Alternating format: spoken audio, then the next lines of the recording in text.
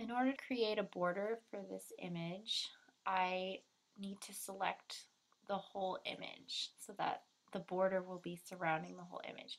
So I can do so by either going up to select and choosing all, or if I want to deselect, I can go select, deselect. The shortcut is Command or Control A.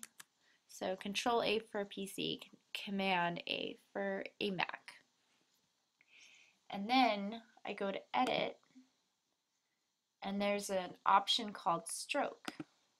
And then at this point, you can either choose the color, you can change it to something else. In this case, I'll just leave it black. Or I can pick a color from the image, which I really like to do to make it blend better so that they go together really nicely. Hit OK, and then you can change the stroke width to whatever you want. I'm going to leave it at 100 and hit OK. Wait a couple seconds, and there it is. Okay. Now once I've made a selection, let's see. Now, right now I have the whole thing selected.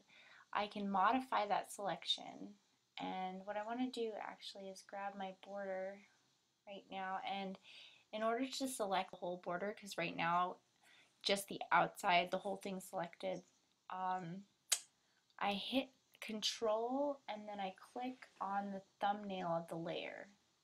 It's like a little preview that shows what's on that layer. Click, and then it selects the whole border now. And then from there I can go select, and there's this option called modify, and it has 1, 2, 3, 4, 5 choices. And so I want to feather this selection so that it kind of has a soft edge. And I'm going to feather it by 5 pixels and hit OK. And you can't really tell if anything's been done yet, but if you go select inverse and then hit delete a couple of times, and you can see that the edge starts to get softened.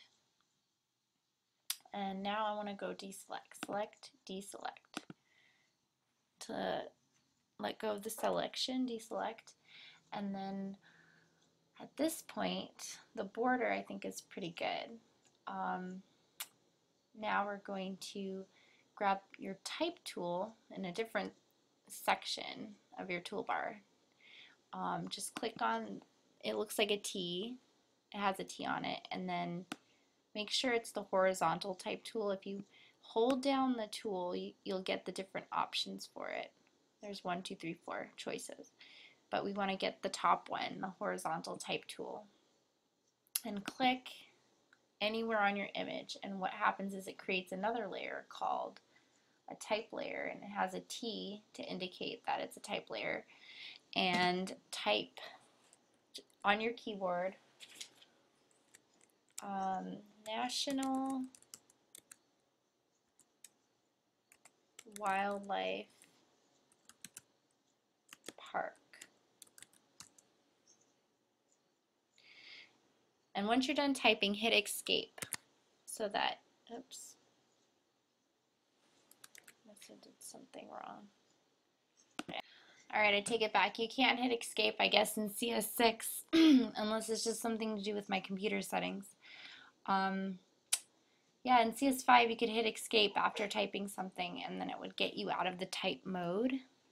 To resize my text, I can do it one of 2 ways. I can either go back and grab my type tool and click somewhere over one of the letters, and then I get my cursor, and then I can select by either clicking and dragging or going Control A, and then go up to my tool options bar, and just like Word or any other word processor, you have your font, your font style, and your font type, font size. So